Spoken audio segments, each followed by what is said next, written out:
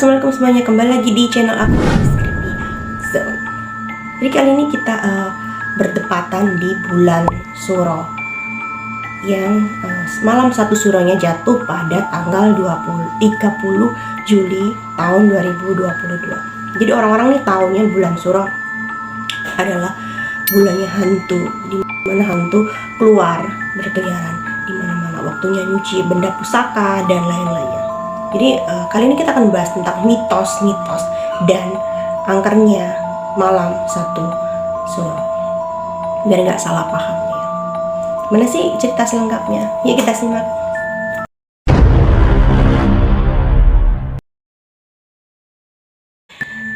Ini masih banyak nih ya yang tidak tahu kalau malam satu Suro itu adalah tahun baru di kalender Jawa yang bertepatan dengan tahun baru Islam. Dan begitu sakralnya malam satu Suro, masyarakat Jawa setiap tahunnya selalu memperingati dengan melakukan tradisi-tradisi ritual tertentu. Jadi banyak mitos yang beredar di masyarakat mengenai malam satu Suro, itu malam yang horor. Jadi hal ini yang kerap dianggap sebagai malam yang horor dan mistis, dan konon katanya di malam satu Suro arwah dari tumbal pesugihan dilepaskan untuk bisa keluar dari tempat di mana mereka dipenjara. Dan ada pun beberapa mitos-mitos dan pantangan-pantangan di malam satu Suro. Kita simak selengkapnya. Jadi mitos-mitos dan larangan yang pertama yaitu dilarang keluar rumah kalau tidak sedang dalam keadaan darurat. Karena kepercayaan ini merupakan sebenarnya nggak berlaku ya untuk semua orang. Sebenarnya berlaku untuk beberapa orang yang mempunyai hari sial di malam satu Suro.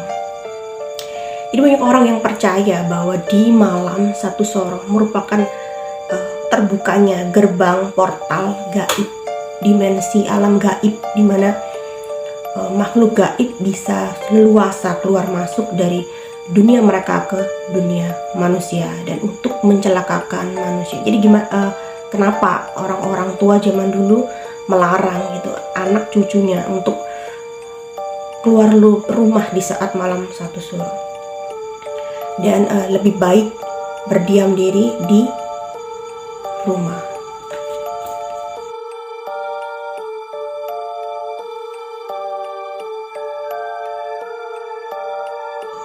Ini mitos yang kedua yaitu portal dimensi gaib terbuka lebar. Jadi sama kayak yang pertama tadi ya. Jadi menurut kepercayaan orang Jawa, jadi pada saat portal gaib terbuka lebar, maka makhluk astral ini akan sangat leluasa dan intensitas kekuatan mereka akan menjadi sangat kuat. Jadi untuk mencari korban manusia yang kurang waspada atau untuk mencelakai mereka. Jadi energi negatif mereka ini sangat kuat dan mempengaruhi manusia itu sendiri.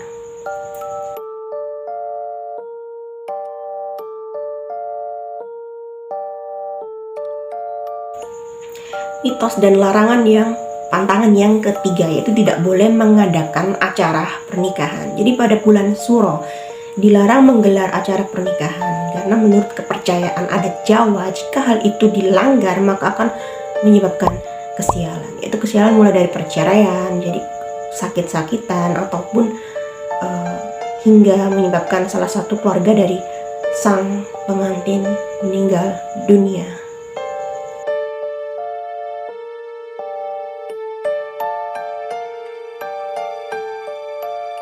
Ini mitos yang keempat adalah kembalinya arwah ke rumah keluarga masing-masing.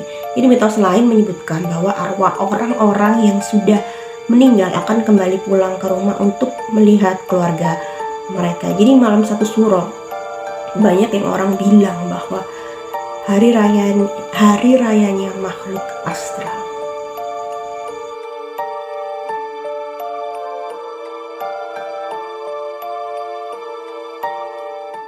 Dan larangan yang kelima yaitu dilarang untuk membangun rumah atau melakukan pindahan rumah. Jadi orang Jawa percaya di malam satu Suro kan sudah gerbang gaib terbuka. Jadi banyak makhluk astral yang akan mengganggu manusia, termasuk orang yang sedang melakukan pembangunan rumah atau pindahan rumah. Jadi rumah yang akan mereka tempati kalau dilanggar itu akan menyebabkan penuh dengan gangguan gaib atau celaka, akan mencelakai manusia yang menempati rumah tersebut. Jadi percaya atau enggak, itu kembali lagi ke kalian sendiri.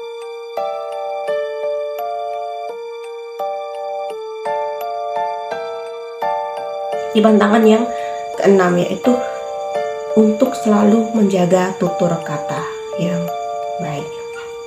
Jadi ketika itu dilanggar, masyarakat percaya bahwa akan terjadi atau kemalangan akan menimpa orang tersebut, dan apapun yang diucapkan, apapun kata-kata buruk yang diucapkan akan menjadi sebuah kenyataan.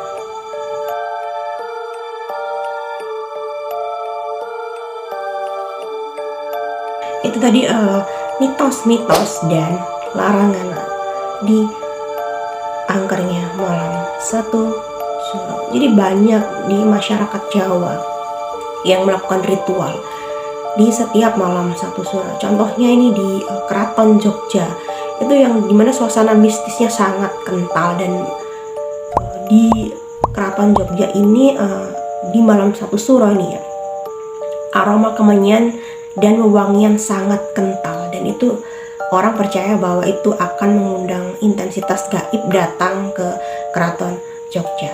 Dan mereka pun biasanya melakukan ritual khusus, yaitu biasanya mencuci benda pusaka seperti keris, seperti benda-benda pusaka lainnya, dan melakukan ritual laku bisu, yaitu berjalan tanpa suara apapun. Jadi banyak kepercayaan beredar di masyarakat Jawa, tapi itu kembali ke masing-masing dari daerah tersebut. Jadi jangan lupa subscribe, like, dan komen hanya di channel aku Abis Creepy Zone, supaya kita bisa membahas topik yang horor, teori konspirasi, ataupun pembunuhan yang belum terpecahkan, hal yang mistis lainnya, hanya di channel Abis Creepy Zone. Sampai jumpa.